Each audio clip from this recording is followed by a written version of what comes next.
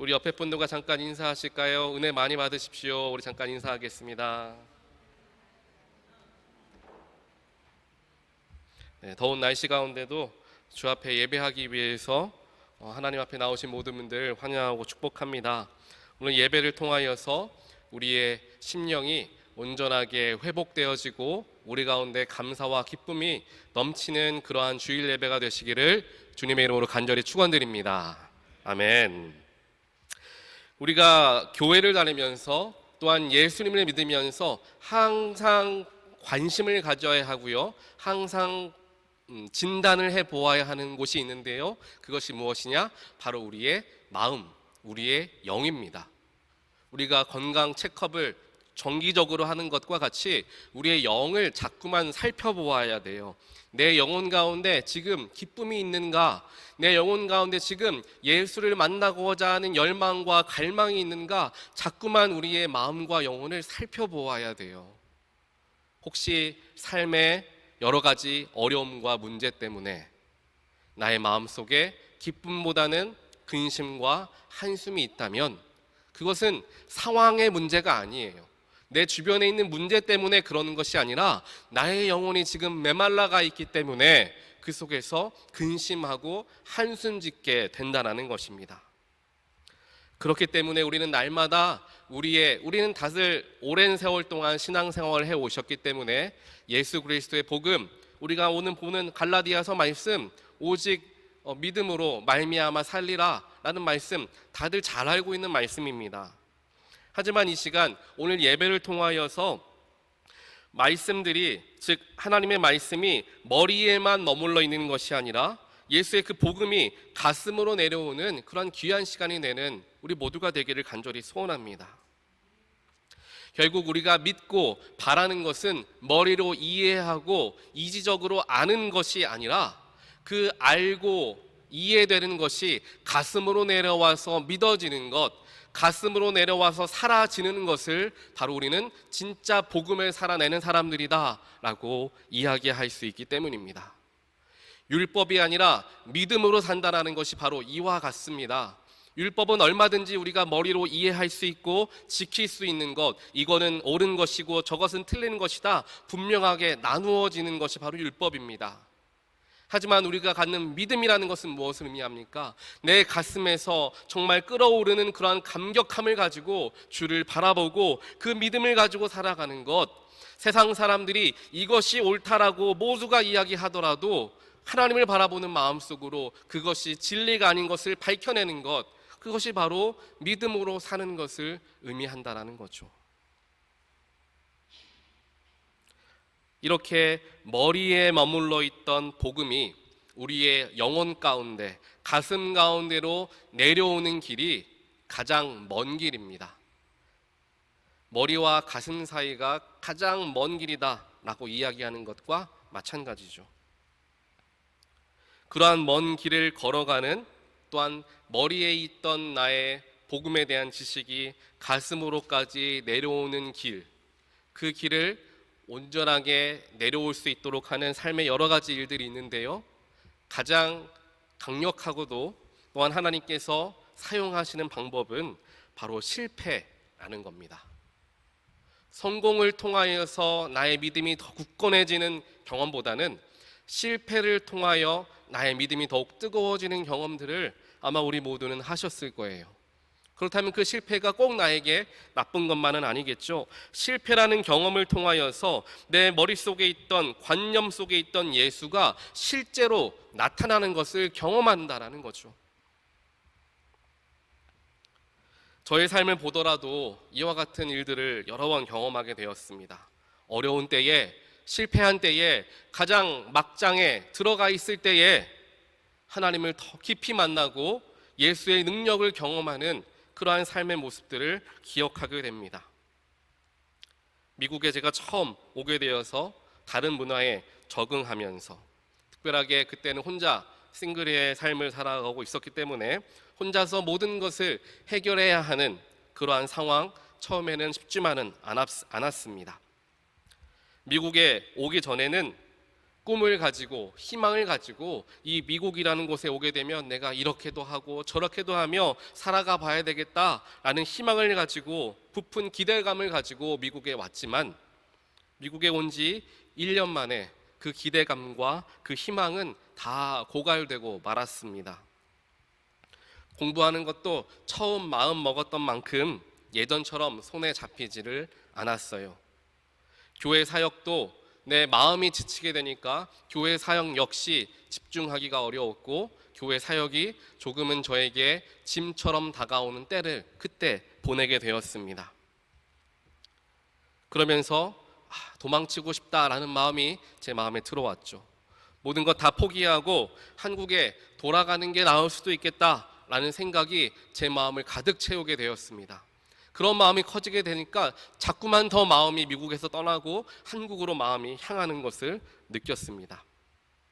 하지만 그럼에도 불구하고 한국에 돌아가려는 용기만큼은 없었어요. 왜냐하면 내가 이 순간에 신학대학원도 마치지 않고 한국에 돌아간다면 그건 마치 실패하는 것과 같다라고 생각하는 마음이 컸기 때문에 돌아가서 실패했다라는 질타를 견딜 만한 용기조차도 없었던 바로 그때를 제가 보내게 됐죠. 그런데 그 모든 것이 실패할 것 같다, 내가 여기서 견딜 수가 없을 것 같다라는 그 부정적인 저의 생각과 마음을 건져내어 준 장소가 하나 있는데요. 그 장소가 제가 다니던 학교의 작은 채플이었습니다. 사진 한번 잠깐 보여주실까요? 이게 크랙 채플이라고 하는데요. 제가 다니던 신학교의 한켠에 있었던 이 예배실이었습니다. 아마 크기는 저희 교회 채플보다는 조금 더 클 거예요. 제가 그 당시에는 기숙사에 살고 있었으니까 학교 채플에 언제든지 드나들 수가 있었습니다. 밤 9시쯤 넘어서서 이 채플에 얼마나 제가 자주 올라갔는지를 모릅니다. 그래도 학교 오픈된 공간이기 때문에 혹시라도 누가 제가 부르짖는 그 기도 소리를 듣기라도 할까봐 소리를 죽여가며 조용히 기도하는데 감정을 다스리기가 어려우니까 눈물을 뚝뚝 흘려가며 입을 틀어막고 얼마나 하나님께 많이 기도했는지 모릅니다. 이 자리에서 그 실패의 때에 가장 연약해져 있다라고 생각하는 그 순간에 십자가에 계신 예수님께서 제 마음에 들어오신 거예요. 나를 위로하시고 힘내라고 응원해 주시며 네가 지금 어떠한 모습을 가지고 있던지 간에 나는 너를 끊임없이 계속해서 사랑한다. 예수님께서 저에게 말씀해 주셨습니다. 예수님을 처음 믿는 순간 우리는 복음을 얻게 됩니다. 그리고 그 복음을 통하여서 우리는 구원이라는 선물을 받게 됩니다. 그 후에 우리는 우리의 여러 가지 선행과 노력을 통하여서 예수님을 닮아가는 성화의 길을 걸어가면서 성스러운 사람이 되어가는 거죠. 그렇게 우리가 주로 생각하고 알고 있습니다. 저 역시도 처음에는 그렇게 생각했죠. 하지만 이것은 저의 오해였다라는 것을 바로 이때에 깨닫게 되었던 것입니다. 나는 정말 언제든지 구제할 수 없을 정도로 부족하고 연약한 사람이라는 것을 깨닫는 순간, 내가 아무리 노력해도 예수님을 닮을 수는 없겠구나 라는 것을 깨닫는 순간 자연스럽게 그것을 받아들이게 되었습니다. 결국 나를 구원하는 것도 복음이고 나를 성장하게 하고 성화되게 하는 것도 복음이었다라는 사실을 깨닫게 된 거죠. 우리는 이것을 두 개로 나누어 생각하는 경우가 많다라는 것입니다. 나를 구원하는 것은 복음이지만 내가 예수를 닮아가고 성장하게 하는 것은 나의 열심과 나의 노력이다 라고 생각하는 경우가 있습니다.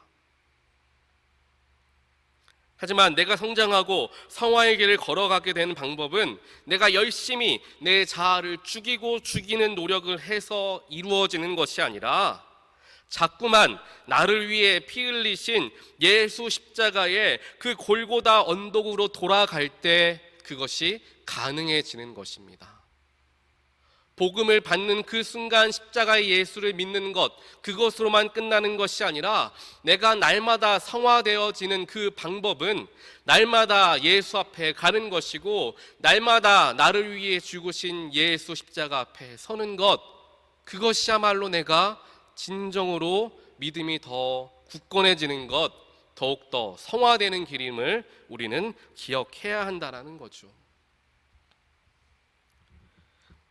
이번에 제 아내가 이렇게 갑상선 수술을 받게 되면서 갑자기 이런 마음이 떠오르게 되더라고요. 저희 교회에 갑상선 수술하신 분들이 몇 분 계세요. 그런데 우리 찬양팀에 있던 여성분들이 이제 갑상선 수술을 하신 분들이죠.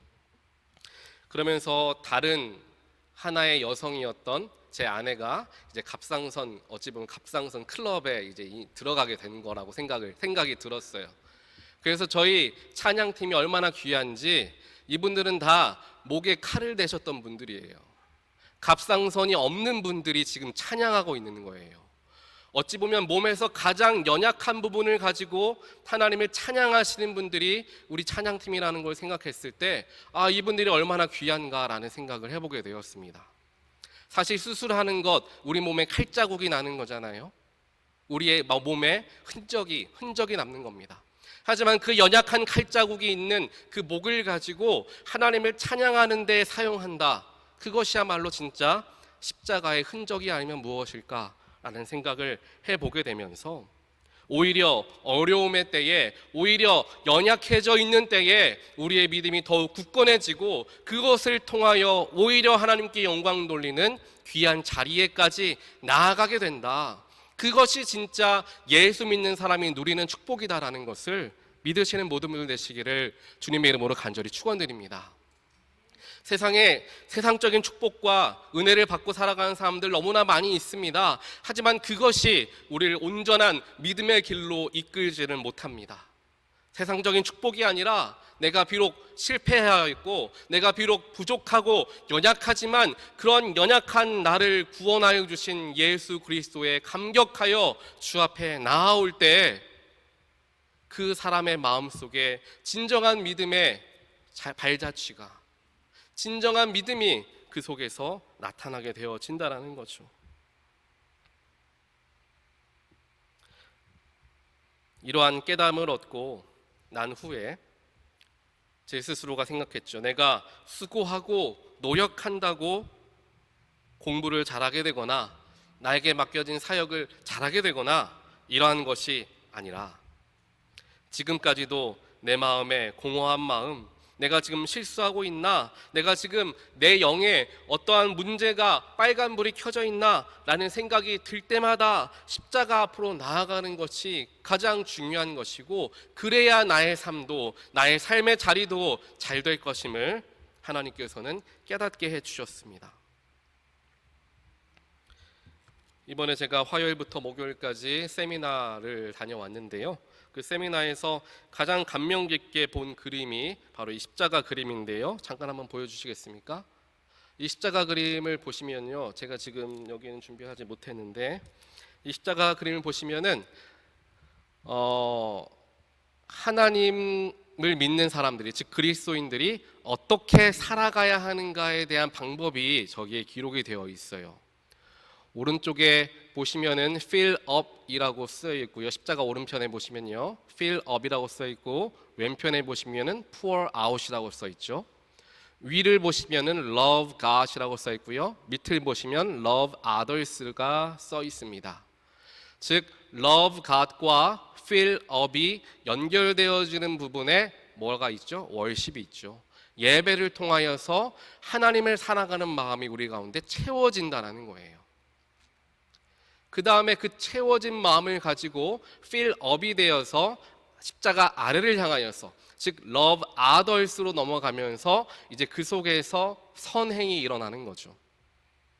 결국에 이 네 가지 측면의 방면에 쓰여져 있는 모든 것들이 영적인 연결이 있을 때 건강한 그리스도인의 삶을 살아갈 수가 있는 겁니다.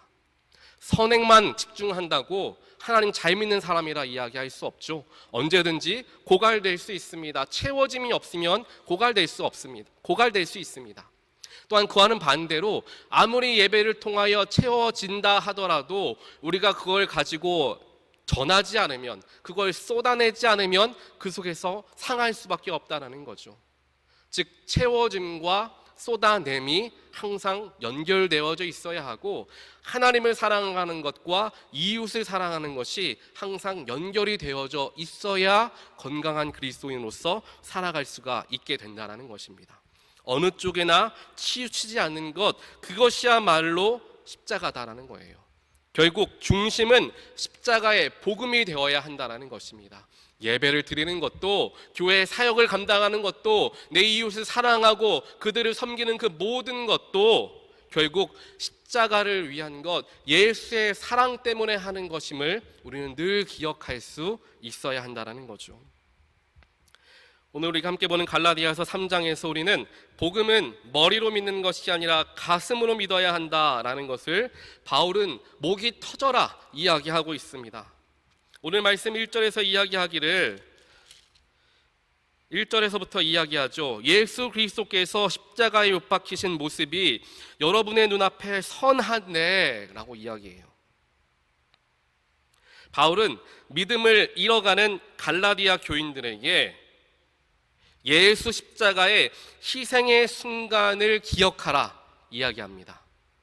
믿음이 연약해져 있을 때 믿음이 굳건하게 하기 위한 방법으로 바울이 사용했던 것은 십자가의 처절한 예수의 고통을 바라보라, 십자가 앞으로 나아오라 이야기하는 거예요. 1절에서 표현하기를 예수 그리스도께서 십자가에 못 박히신 모습이 여러분 눈앞에 선한데 라고 표현하는데요, 눈에 선하다는 건 무엇을 의미합니까? 내가 직접 본 것을 의미하죠. 예수 십자가가 내 눈앞에 있는 거예요. 예수님이 지금 나 때문에, 나를 위하여, 나를 살리기 위해서 몸이 찢겨가며 피를 흘려가며 지금 신음하며 예수님이 달려 계신 그 골고다로 돌아가야 우리의 믿음이 다시금 살아난다라는 것을 이야기합니다. 그래서 1절에서 이야기하는 이 선하다라는 단어를 헬라어 표현으로는 그림과 같다, 생생하다라고 표현되는 단어를 사용합니다. 그리스도인은 예수 그리스도를 아는 사람이 아니라 나를 위해 십자가에 죽으신 예수님을 본 사람들이어야 된다는 거예요. 개인의 체험이 있어야, 개인의 고백이 있어야 그에 대한 회개가 터져 나오고 감격의 눈물이 흘러 나오게 된다는 것입니다. 누군가에게 듣고 믿는 것이 아니라 십자가를 내가 직접 봄을 통하여 믿게 되었을 때, 그것이야말로 진정한 믿음이다라는 거죠. 머리로 이해하고 아는 그러한 예수, 그러한 복음이 아니라 가슴으로 내려오신 예수, 내 심장을 뛰게 하는 예수가 될 때 예수로 살아가는 사람이 되어진다라는 것입니다. 우리 감리교가 바로 이와 같은 교단입니다. 감리교의 창시자 요한 웨슬리 목사님도 이와 같은 경험을 하셨죠. 이제까지는 그는 지식과 관념적인 예수를 깊이 묵상했고 그를 통해 그의 신앙을 고백하며 목회자가 되기로 결심하였습니다. 스스로 자신하고 있었고 스스로 자부심도 있었습니다. 하지만 그의 삶에 결정적인 변화를 가져왔던 순간은 보통 우리들이 아는 것과 같이 감리교인들이 배운 것과 같이 아마 웨슬리 목사님이 가장 큰 변화를 가져왔던 것은 이제 올더스 게이트 광장에서 로마서를 듣는 중에 경험한 회심의 때이다라고 우리는 다들 알고 있습니다. 물론 맞는 말이죠. 하지만 조금 더 생각해 볼 수 있습니다.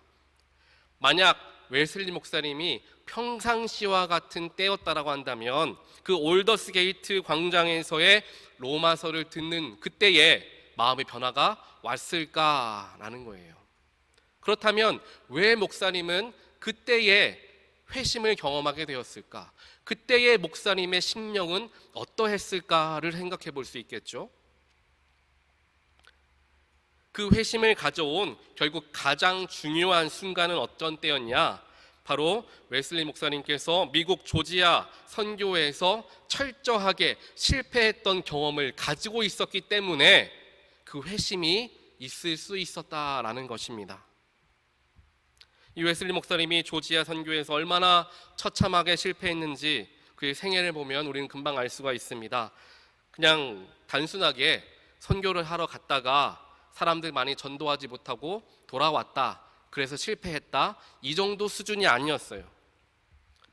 자신이 사랑했던 이 소피아라는 여성이 자신을 배신하고 다른 남자와 결혼을 하는 그러한 일이 일어납니다. 그 조지아 선교 때에 그러한 일이 일어나니까 이 웨슬리 목사님 마음에 분노가 일어나게 됐어요.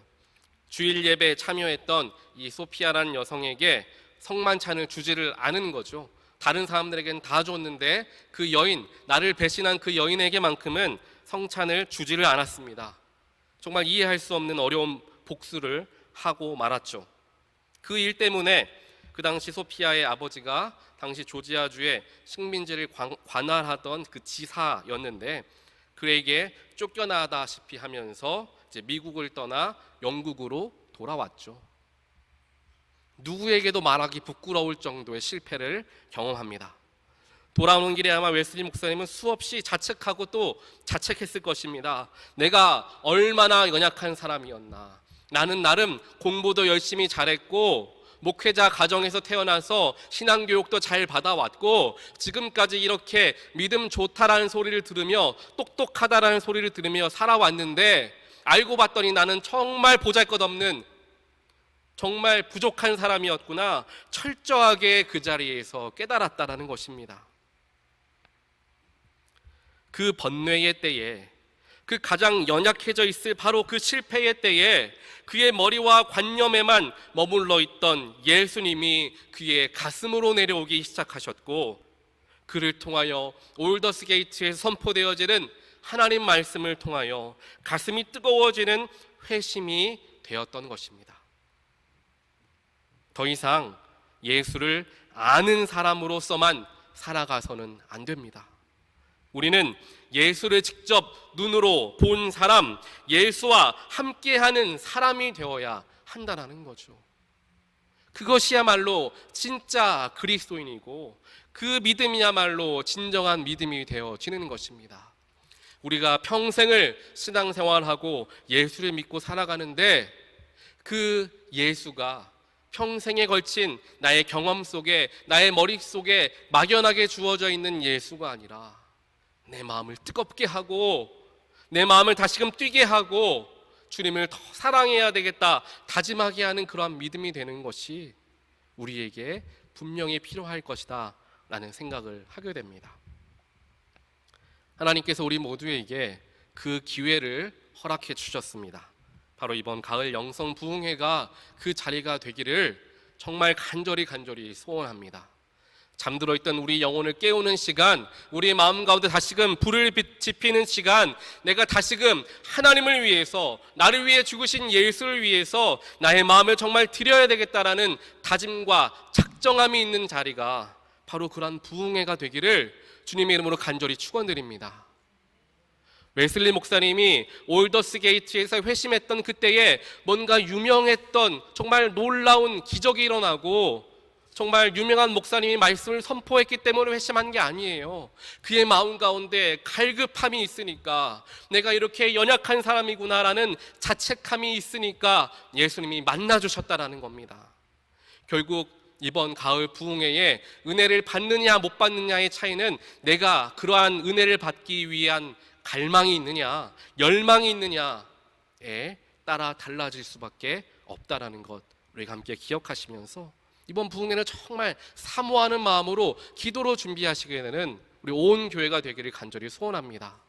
또한 그 은혜의 자리가 나에게만 주어진 은혜의 자리로서 생각하지 마시고 내 주변에 있는 친구들에게, 내 주변에 있는 가족들에게 은혜의 자리를 사모하며 함께 은혜 받읍시다 초청할 수 있는 그러한 성도님들 되셔서 이번 가을 부흥회가 우리 온타리오 연합감리교회의 놀라운 부흥의 불길을 일으키는 귀한 부흥회가 될 수 있도록 지금부터 기도로 준비하는 모든 분들 되시기를 다시 한번 주님의 이름으로 간절히 축원드립니다. 이렇게 기도하겠습니다. 사랑과 능력의 하나님 감사합니다. 오늘도 철저히 나의 부족함을 알게 하시고 내가 아무리 노력하고 내가 아무리 내 자아를 추격하며 예수를 닮아가야지 노력하여도 이루어지지 않는 우리의 삶의 모습을 보게 하시며 결국 나로 하여금 온전히 되게 하는 것은 예수의 십자가이고 오직 믿음임을 깨닫게 하여 주셔서 하나님 감사합니다.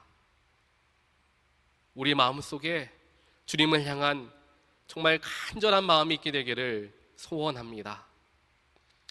자꾸만 주 앞으로 나아가게 하시고 예수의 십자가가 나와 관계없는 것이 아니라 그 십자가는 나를 위한 십자가이고 그 골고다 언덕 피 흘리신 예수의 아픔과 상처는 나를 구원하기 위한 것이었음을 저희들 늘 기억하며 빚진 자의 마음으로 살아가는 자들 될 수 있도록 하나님 축복하여 주시옵소서.